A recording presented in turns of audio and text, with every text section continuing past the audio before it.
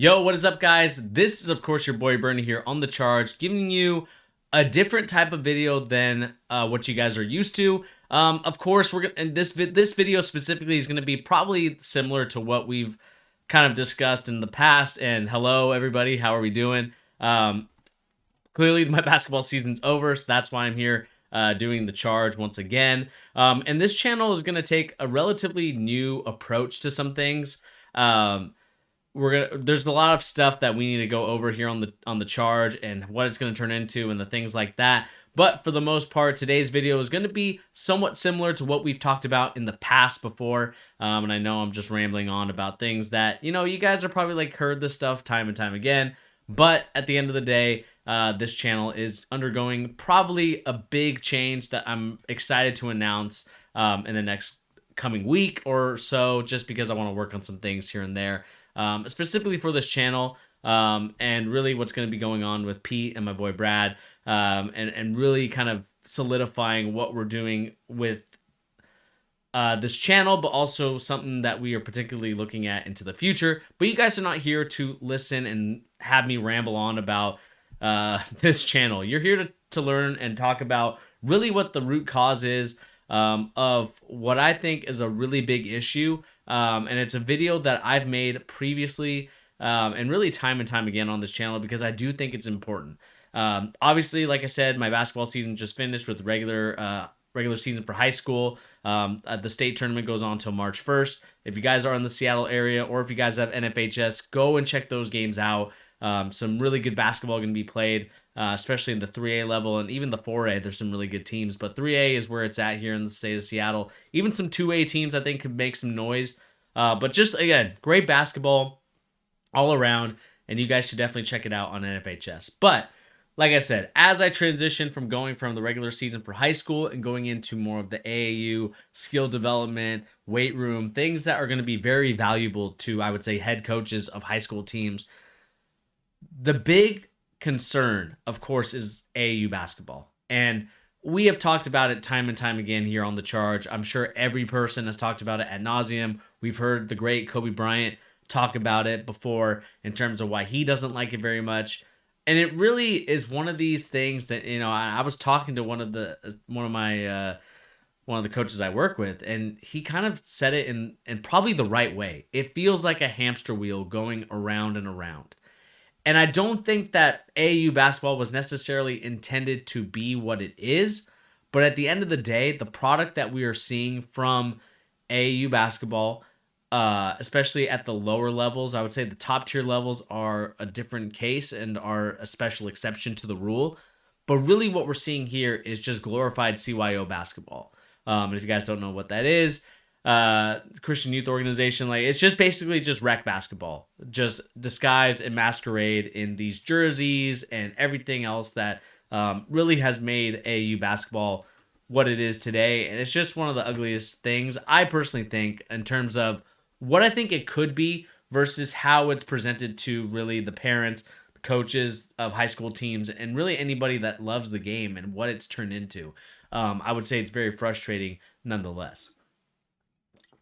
And the reason why I have this up is this is coming from Adam Silver, who was talking about the difference between Americans and Europeans and how they prepare and what they're doing in the NBA.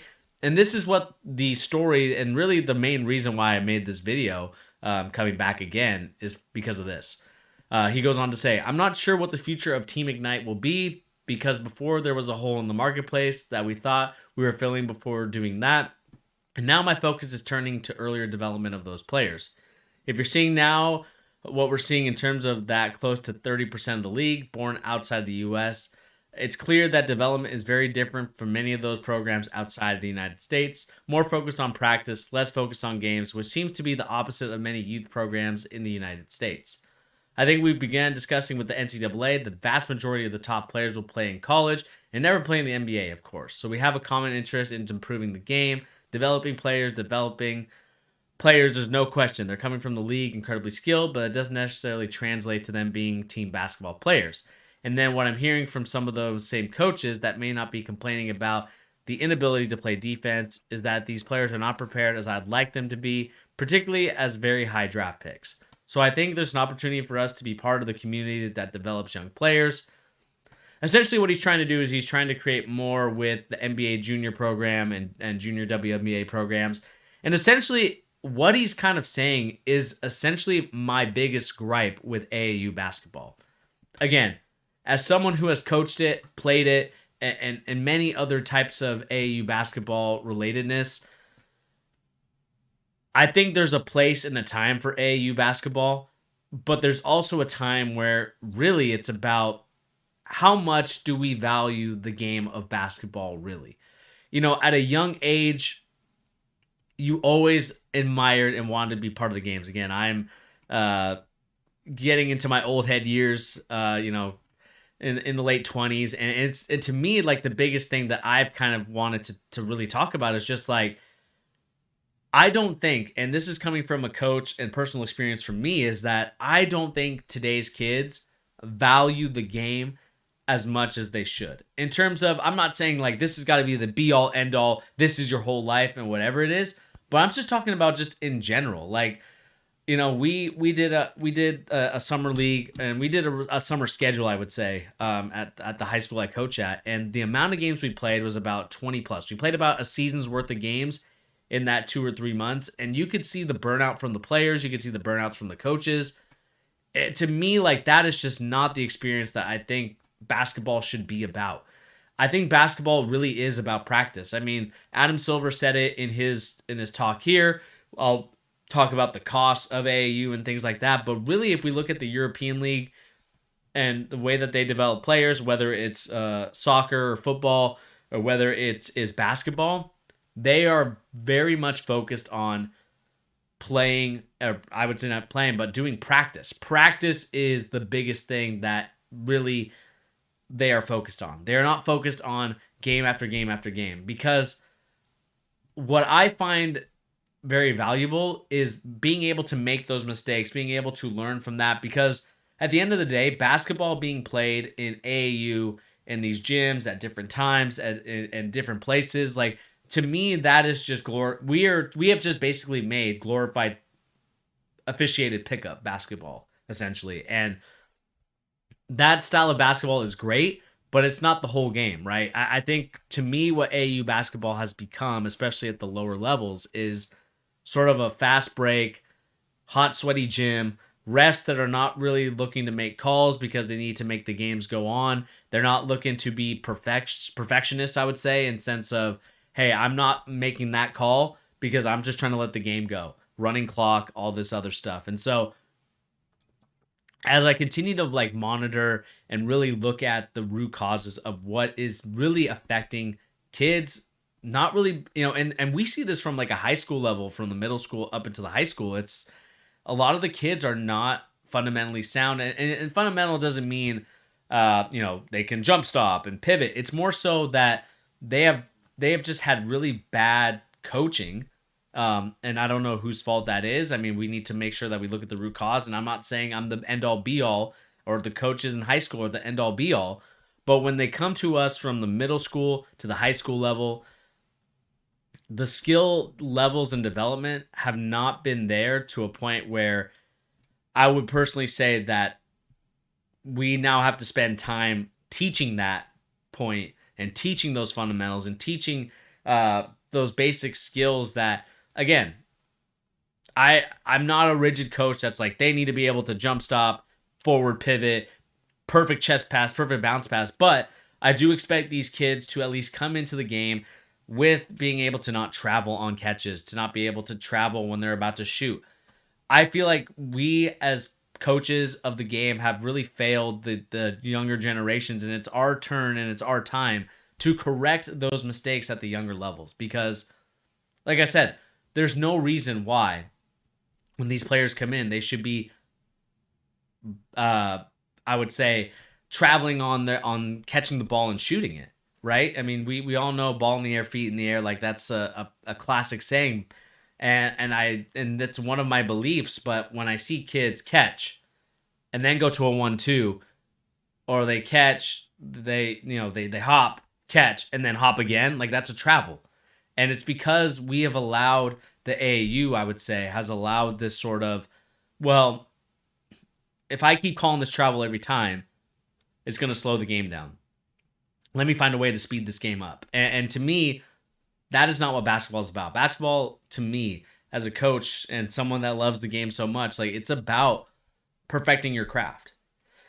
And I don't feel like at this point kids have perfected their craft. And I'm not saying they need to be perfect by the time they get to high school. But what I am saying is, like, they need to at least have those solid foundations down to be an effective player, to be a player that you can say, okay, I know that this kid, as soon as I get him, he's a diamond in the rough. I'll keep working with him and keep getting him better. And that's something that I want to see a little bit more of. And I think that we have just, like I said, we've created a culture, and Adam Silver is kind of seeing that firsthand, especially with the last, couple of years of the NBA being MVPs from outside of the US. It is frustrating as someone that wants to promote the American players, but when the American players aren't being challenged in that way from these referees, then it just hurts the product. And to me, the reason why the refereeing is hurting at all levels right now, not because there's less refs, but because we are running these refs to the ground with all these tournaments, that really could be used for practice. Or, hey, let's go to one location and have a practice or a game there, one game a day type of thing. But instead, the way that we've kind of turned AAU basketball is to this sort of situation where, hey, we are playing 3 or 4 games in a day. We are going to be in this hot, sweaty gym. We're going to get your kids McDonald's or whatever other food that you need to get them. And to me, like, that's just not it. That is not AAU basketball. This is not the way to do it. And it's hard because when you really look at the cost, and if you're an AAU program person that have started your own program, this is not to throw shade at you. And again, I want to be part of the solution to the problem because, again, by association as a coach, I am part of the problem, and we need to create a solution for these guys because I want these kids to really be good basketball players. I'm not trying to hold anybody back. I'm not trying to do any of that stuff because at the end of the day, I want to see some good basketball, and these last couple of years have just been kind of a little bit sloppy in some sense of things that need to be corrected in that sense. But the problem is when there's so much money to be made. When you think about some of the programs out there, I'm not going to name them just because I don't want to bash any of these programs. And it's not a place of hate. It's a place of, I understand that you're trying to make money. And, the programs that I'm talking about, you know who you are. But at the end of the day, when you're making like $4,000 off of one kid and, you have, three teams of the same age group, like eighth, let's just say like 7th grade, A, B, and C. And you're charging like $4,000 or $3,000 or even $2,000 per kid, and you have 12 kids on the roster. That's a big chunk of change, and that's something that I think is a cash cow that has really affected the development of basketball players. Like to me, it's a factory right now that we've turned these kids into, and it's really just how can I make the most money possible off of these kids. And I know that there's some programs that do a really good job of not doing that. But then we go to the other part of it where we're just trying to nickel and dime these kids, these parents. And again, I understand it. It's hard to get the gyms out here. As someone that wants to play pickup basketball, at least I tried to. Apologize to the guys that I didn't do that today because I had to fill in actually for AAU coaching. But at the end of the day, like I want to see the product and the players develop really well. But like I said, like we're charging, one program that I've heard is charging $100 to use the shooting machine. That, $100 a month to use the shooting machine. I understand you want to pay for it, you want to pay it off, but you should just include that in your fees. If you include that in your fees, the gun is paid for. I think the gun or Dr. Dish, I think those things are like $12,000. Like $12,000. Like they're expensive. I'm not saying that it's a cheap product, but at the end of the day, like we need to do a better job as coaches, as trainers, as people that are trying to move the game to a better place. We can't gatekeep the game by charging $4,000. And again, going to this stuff and kind of looking at how much it costs. Again, the best programs are going to earn $70,000, $50,000. Like I understand it's a cash cow. I get it. In high school basketball, you're not allowed to work with your players outside of those at the time period of your season, besides I think the summer. And it's a tough thing because you want to work with those kids because those are the kids that are going to play for your high school team. And like I talked about, like it's so much money for these programs to make, and $70,000 doesn't even come close, I would say, to the tip of the iceberg that these teams are paying their coaches. And it really has turned into this sort of sad situation in the state of basketball because we don't see this type of, I would say, penny pinching and money grabbing that we see in Europe. And the Europeans, again, I'm not saying they're their end all be all, but at the end of the day, those guys have been certified. They know what they're doing. They know what they're talking about. And it's no disrespect to these other coaches. I'm sure these coaches have had past and have had success as a player, as a coach themselves, starting out young. I just want to go back to a time where it's just very simple, where coaches can work with their players, where coaches can really, throughout the whole season. I think that would change the game tremendously, and we wouldn't have these sort of, I would say, glorified CYO basketball games. And I just think that we've taken that away from the CYO organizations and now have kind of put on, like I said, you've given them a fancier jersey. You've given them, just 1 or 2 practices a week. I mean, to me, like that's the biggest crime personally, is that we are not practicing a lot during this AAU season. Like I personally would like there to be 3 or 4 practices a week with 1 game on Saturday or Sunday at a set location each and every time. But at the end of the day, with a couple and occasionally some tournaments that you could go to. But unfortunately, that's just not the money-making move. The money-making move is having a tournament every week, going to a tournament every week, charging a ridiculous amount of money, and saying, this is just the way the system goes. I personally want to change that. I want to see a little bit of some different things here. And again, I think Adam Silver is right in criticizing this. And Kobe Bryant, like I said, rest in peace, the great, great Kobe Bryant. He's talked about his hate for AAU. And again, I will come from the fence-sitting position. I think AAU is good for certain players. And I'm talking about the elite of the top tier programs, the programs that have kind of made themselves known, a staple of, whether it's the Seattle area, whether it's the Minneapolis area, California, whatever, New York, wherever you play. I'm not saying like that those teams need to stop, or the teams in Virginia. Like these teams don't need to stop. What needs to stop is these other kind of lower level teams doing the same type of circuit, doing the same type of traveling. Because at the end of the day, these tournaments are turning into who you know rather than, hey, the best players are playing here, right? Because again, we're getting to a point where we are starting to turn basketball and other sports into only the rich can play the sport. And to me, I feel like that's gross. I know, I understand you need to make your money. I'm not saying don't make your money. But we have kind of turned this sort of situation into a who do I know and how much money are you willing to pay for this sport? Because I think it's disgusting. It's turning into club soccer in America. And to me, like, we have got to stop. As coaches, as people that care about, kids and wanting to see them develop and grow and to, have these special moments, because again, these special moments don't last forever, right? Not every kid is going to play in college. Not every kid is going to play beyond college. Like eventually it stops in high school. And the fact that we are charging a lot of these kids $3 to $4 grand to play a game, and that doesn't even cover travel costs. So if you want to travel, you also got to pay for that too. I think eventually we got to change AAU basketball. I want to be able to be part of that change because I think it really does matter that a lot of these kids can't get better. They can't. They can't get better if you are only practicing once or twice a week. You are going to tournaments and playing a lot of games where it's fast break. Refs aren't calling a lot of the fouls, so the refereeing is not great. Players are basically getting away with some of the bad fundamentals, the bad footwork, the bad, I would say, habits of a basketball player that we've kind of starting to see rear its ugly head in the future of this basketball world. to me, like, that is not what I want to see from our guys.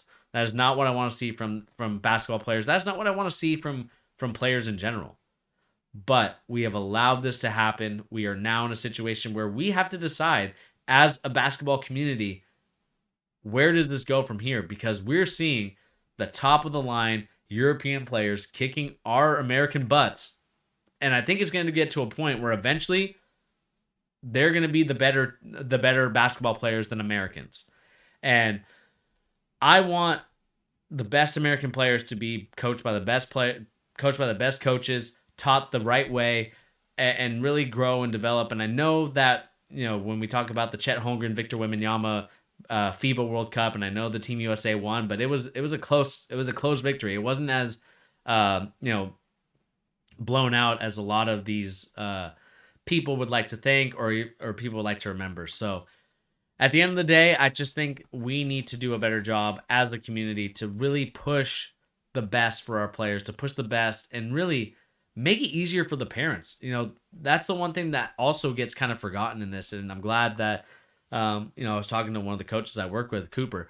He kind of brought it like, parents don't like this. Like, this doesn't work for their schedule either. And again, we're not talking about the top of the tier basketball players. We're talking about the regular kid that's probably going to play for their high school team, do have a really nice career, and that's going to be the end of what they do. They might play some D2, D3 basketball, but like, those kids are getting affected. Those parents are getting affected because you are charging them so much money. It's the place to be. Coaches are going to watch. Coaches are going to see your film. Like, we are scamming these kids and these families out of so much money. And it's embarrassing to be part of it, frankly, to be honest with you.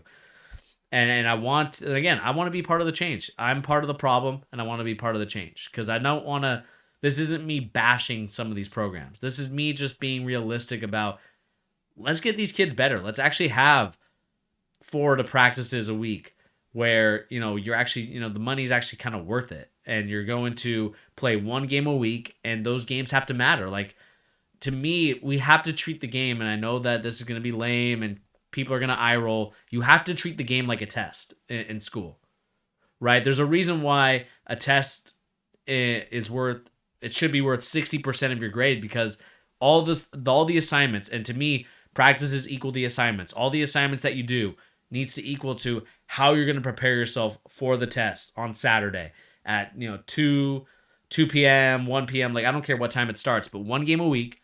How do you prepare throughout the week to prepare you for that 1 game? Oh, let's work on the offense. Let's work on, hey, we need to do a better job rebounding. How do we do a better job rebounding? Let's work on the skills so you can get better, because ultimately we are working for skills to whether you want to play high school basketball or whether you want to play in college, whatever level you decide, or pro, overseas, doesn't matter. But we're not going to be able to do it if we're doing it the way that we're doing it now. 1 to 2 practices a week with 5 or 6 games on the weekend, 3 on Saturday, 3 on Sunday.